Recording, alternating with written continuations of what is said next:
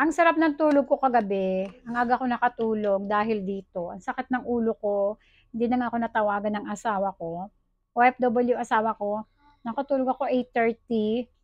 Nung kasi mga bandang 6:00, ang sakit ng ulo ko. Ayoko laging umiinom ng gamot. Mas gusto ko na lagi na lang ako may inaamoy-amoy na ganito. Eto, ang tagal-tagal na nito sa TikTok. Hindi ko siya binibili dati kasi meron pa akong ibang inaamoy. Tapos eto talaga, kagabi, naramdaman ko talaga yung galing niya. Ang pangalan pala nito, Hong Tai.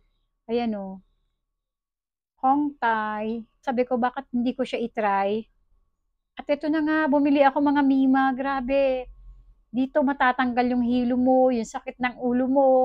Tapos kung bawa ikaw mahiluhin sa biyahe, ito yung amuyin nyo. Napaka ano niya. Ang sarap niyang amoy-amuyin. Alam mo yung marerelax ka. Ganun yung pakiramdam na marerelax ka. Inamoy ko nga to kagabi kasi nga sabi ko, grabe sakit ng ulo ko. Ayoko minom ng gamot. Inamoy-amoy ko lang siya. Ang tagal ko siya inamoy-amoy na ganun.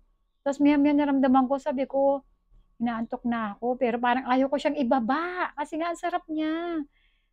Tapos, siguro nakatulog ako, nahulog na siya sa kama. Sabi ng anak ko kinumagahan, Nanay, buti na lang pumasok ako sa kwarto niyo kasi nakita ko yung ano mo, yung pang-amoy mo nalaglag na sa tabi mo.